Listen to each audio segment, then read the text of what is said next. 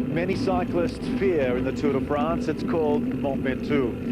Now, down the years, many riders have died attempting to climb that great mountain. Others have come back never the same. It's been visited on 11 different occasions, but Mont Ventoux has a history which is so much a part of Tour de France folklore. Mont Ventoux is the hardest race in the entire Tour. I don't know if I have a very good relationship with that mountain. The top of the Ventoux, you cannot breathe. It's like the moon, there's nothing there. It doesn't like me, I don't know. And while Lance Armstrong is dreading Mont Ventoux, Jan Ullrich is still very confident that he can peg back the time difference needed to grab the leader's yellow jersey. This is what the overall standings look like before today's stage 12. Let's remind you, 4 minutes and 14 seconds separate Armstrong from Ullrich. Christophe Moreau, Mark Bouters and Peter Luttenberger are in the top 5. Well, as I've mentioned, this is a very eerie place, but having said that, it's one of the most magnificent places I've ever seen. If you're a spectator, certainly. If you're a cyclist, this is hell on earth. Let's go to the action for stage 12 of the Tour de France. Well, it's an important day for Lance Armstrong and a real test for all 160 riders as they come away from Carpentras this morning in warm sunshine. But they'll do well to remember they are many thousands of feet below the finishing line today. Armstrong are looking relaxed and seemingly not too worried about what the day will bring. Well, it's already brought an early surprise for David Miller and the white jersey of Francisco Mancebo. They were both involved in a pile-up very early on of 25 riders, all recovered and rejoined the field within a few kilometres. Well, they were all together, but now they've arrived on the slopes of Mont Ventoux, and there are 8 leaders with 1 minute and 20 seconds over the field. I'll give you their names. They are Christophe Agneluto, Vincenti Garcia Acosta, Santiago Botero, Nicolas Jalabert, Alexander Vinokourov, Andrea Kivilev, Nico Matan and Pascal Hervé. But the tempo, which has been going on now, I would say, for the last 40 minutes by the Benesto team, they're down to about 120 now, Paul, and we're 2 kilometres on the climb. It's coming down even more. 1 minute and 12 seconds is the last time check we've got. A little touch of the hand there going to Tyler Hamilton from Kevin Livingston, just so that Hamilton will accelerate and keep them towards the front of the main field. The pace, though, Phil, is absolutely unbelievable, bearing in mind we've still got an awful long way to go to the summit of this climb, and Jan Ullrich looks quite comfortable just now. Well, as we speak, Paul, we've heard that David Miller has been dropped. He was involved in that crash. We think he has injured his shoulder. He's been dropped immediately, but he's not alone because the green jersey of Eric Zabel has gone, and Abraham Olano is in trouble at the back. Well, I don't believe it. Abraham Olano started the day in 13th place overall. This man has been an eternal hope for the Spaniards to finish high in the overall rankings, and he has never really, Phil, been able to manage the big climbs. He's a great time trialist. He's a very aggressive bike rider. He's able to win the short mount stage races of 8 or 9 days, but he seems to be developing a psychological problem with the big mountain passes. Absolutely. He just gets this mental block in the Tour de France. He cannot produce his best riding form. A man who can climb like Olano really should not be in trouble at this early stage of Mont Ventoux. But this is a very, very fast pace here on the lower slopes of Ventoux, and it's going to hurt an awful lot of riders. Jan Ullrich is sitting there in that pink top to his jersey, looking good and just keeping an eye on the 3 Benesto boys. So too Lance Armstrong. He's no reason to do anything other than follow the wheels because he's got all the time he wants right now. Well, this is a big tactic today. You can see there's Marco Pantani moving forward, wearing number 71. He will try and do something special today. He wants to get back his title of the best climber in the world, a title he will have to rip off the shoulders of Lance Armstrong. Armstrong, for the moment, very comfortable. Look at the pedaling style there, just sitting comfortably on his machine, ticking over at a very high cadence. And the other day, Phil, it was remarkable to see Armstrong was pedaling around about 100 RPM. Here's Olano at the back of the race, first pictures. He really is in trouble here. He's been tailed off the main field. Now lose big time today, Phil, because he's been dropped at the very foot of the climb. Here he is up alongside Yaroslav Ekimov, a teammate of Lance Armstrong. And Ekimov, I don't want to be derogatory, is not a great climber, and he shouldn't really be up alongside Abraham Alana. Alana should be in this group right now, but he's not able to follow the pace being set by the team from Spain, the Team Monesto. Another big rider's name who's been dropped from this group of riders being led by US Postal is in fact the Italian national champion Michele Bartoli. So a lot of riders popping off the back of the group here. It looks as if that was Nicolas Jalabert, who was in fact just caught there and passed by the front train of the US Postal. And Armstrong not able at the moment to ride on the back wheel of his teammates. Here is Agneluto, another man who was in that leading group of 9 riders being picked up by the fast train. Taking a good look here to see who's left in the peloton as well. And Giuseppe Guerini has also been dropped by the peloton, and that's the man that won the stage to Alpe d'Huez last year, so surely he must be ill. He could well have had a bit of a difficult day getting over the rest and transfer day. On the other hand, though, Phil, Ulrich is looking very strong. Remembering back to when Ulrich was beaten in the mountains by Marco Pantani on a very bad day in the Alps when the weather was absolutely atrocious, he actually bounced back incredibly and ripped the race to pieces 2 days later. And that may well be what he's thinking about at the moment. Psychologically, he said he hasn't laid down the flag. He's actually going to keep challenging Armstrong all the way to the finish, and at the moment he's riding comfortably alongside the yellow jersey. So on the climb of Mont Ventoux, there's still an awful long way to go up this climb. The breakaway has begun to split up now, and the tempo in the main field, that's what's left of it, is being led now by US Postal.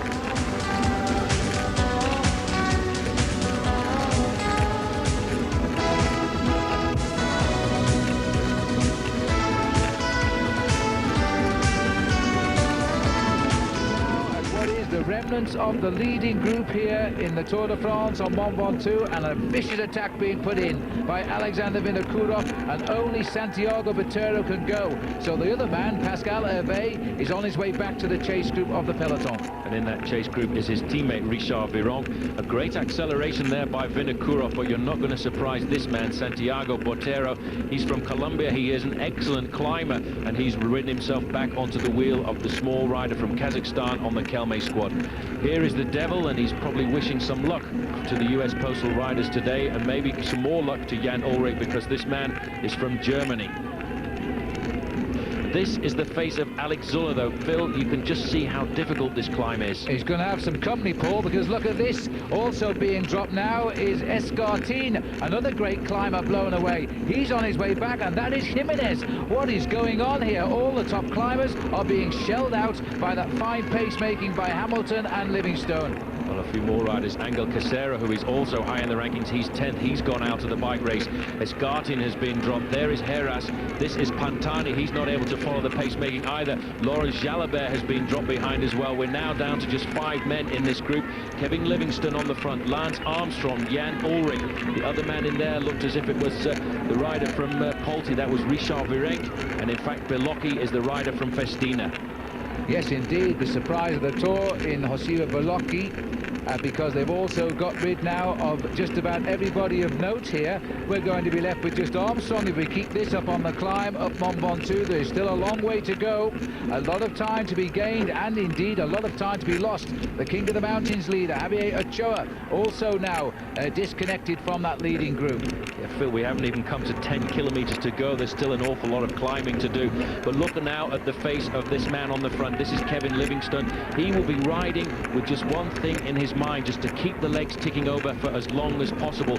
All he is trying to do is to pace his leader. His leader is Lance Armstrong. Armstrong here in the yellow jersey is again on this mountaintop finish doing damage to all of the other challengers, the big climbers. Richard Virenque is the rider going through there with 151. He will wait as long as he can and might try to think of a finish. Belocchi, this is Christophe Moreau, in fact, Belocchi's teammate, and it looks as though Christophe is now in serious trouble as we pan up towards the leaders. And still other Festina riders here trying to coax him along and keep him in touch. The Pirate is just about hanging on board this ship.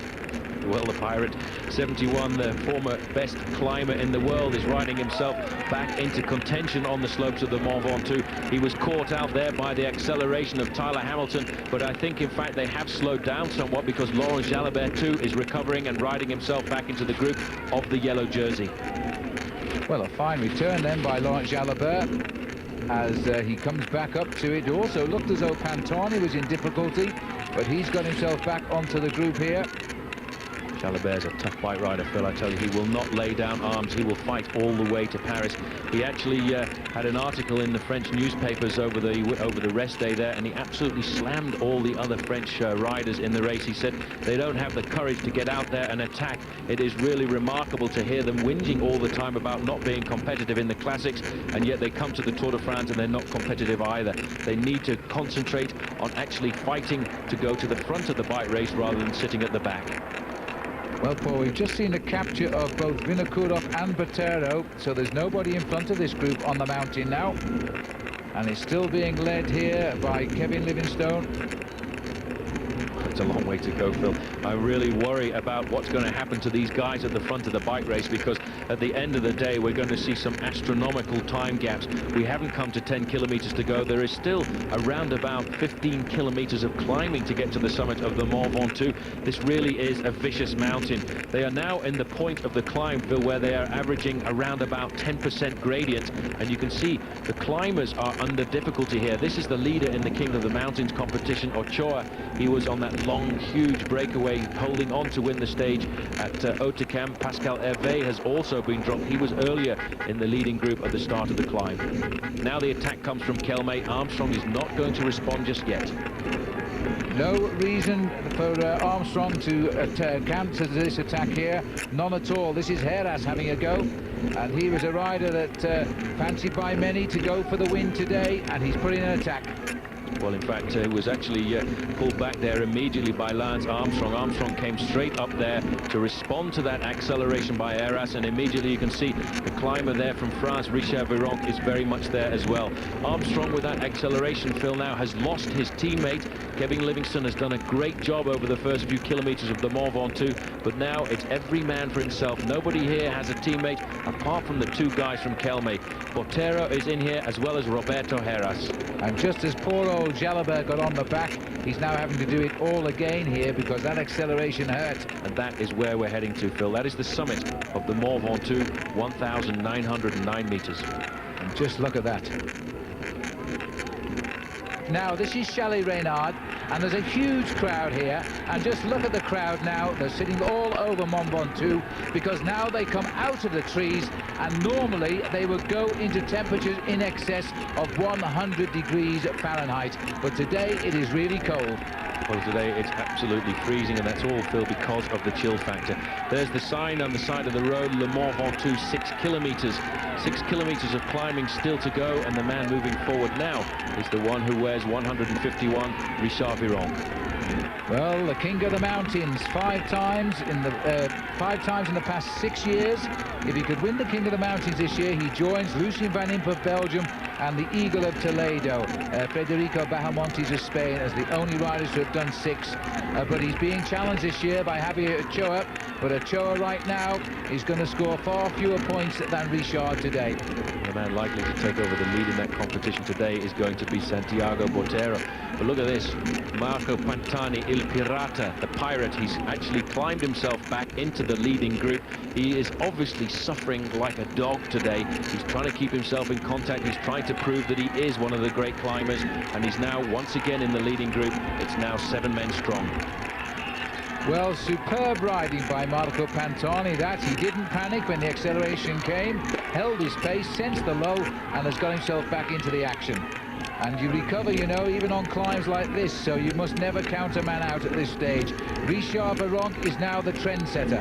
Well, I'll tell you what, Pantani will be pretty happy to make the junction there, because in that corner, Phil, there were lots of signs in the road for Pantani, because the club of Marco Pantani, his supporters club, have turned out in their force today to come and hopefully witness the victory of the Pirate on the summit of one of the greatest climbs that the Tour de France has to offer, the Mont Ventoux. So Veronk is setting the tempo now, hoping that he might just snap the elastic of these riders.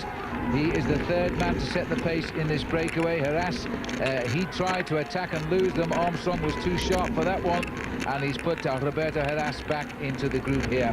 Pantani is hooked up at the back now, so the Pirate is on board, and it looks like he might be jumping ship here because he's gone. And Marco Pantani has launched an attack. The cheek of the man, Paul. The courage of the man, the fact that he's fought his way back into the group. He certainly knows what it's all about. He's gone off on the attack. He's covered immediately by one of the riders there from the Kelme squad. I'm pretty sure, in fact, that is Roberto Harass who's gone across onto his wheel.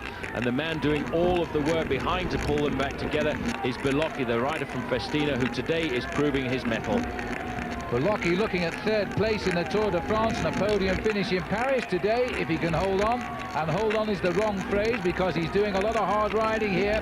He's the third wheel now, as like all good climbers.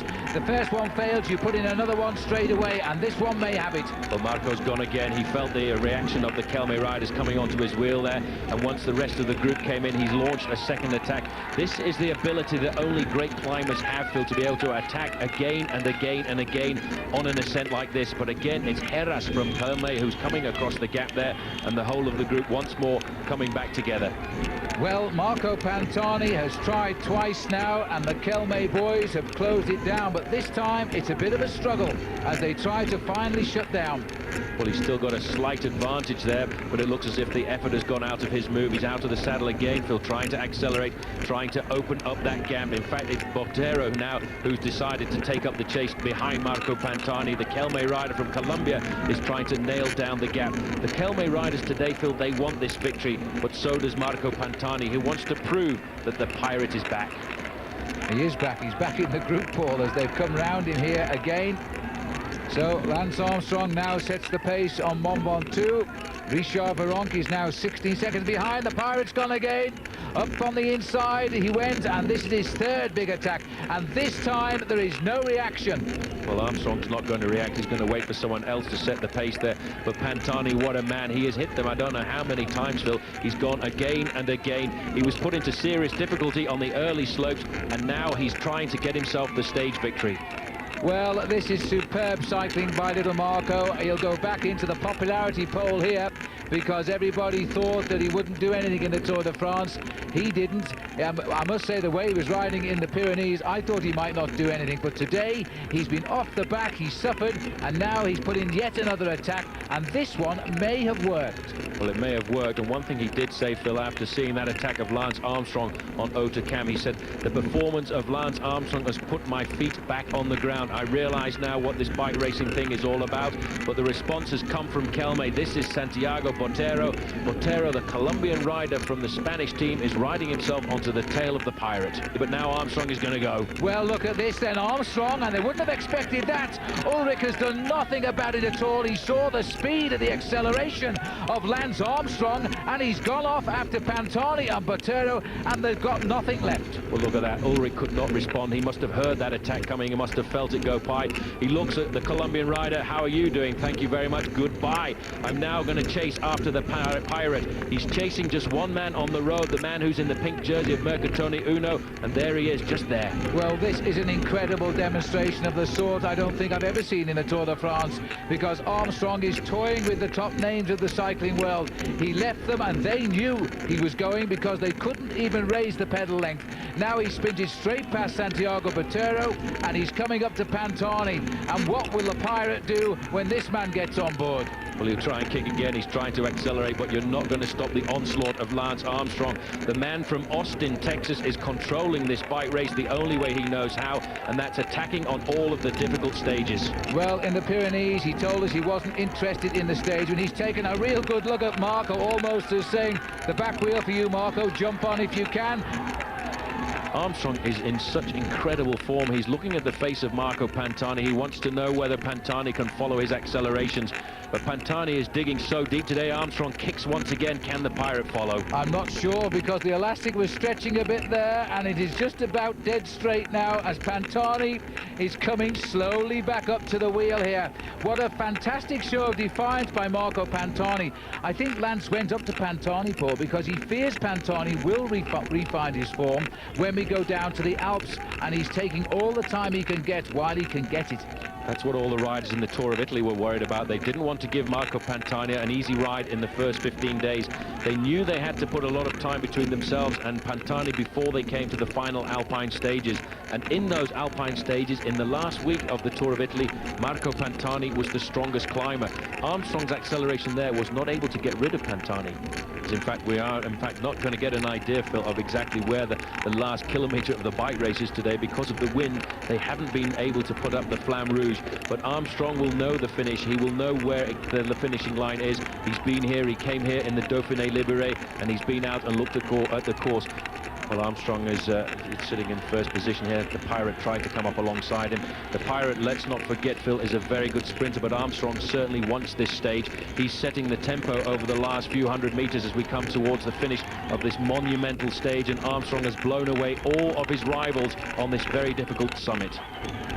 And there is now just 100 meters to go. I don't know if the riders know that, because there's no signage at all today because of the wind. But in fact, Lance Armstrong is about to make the final turn for the finish.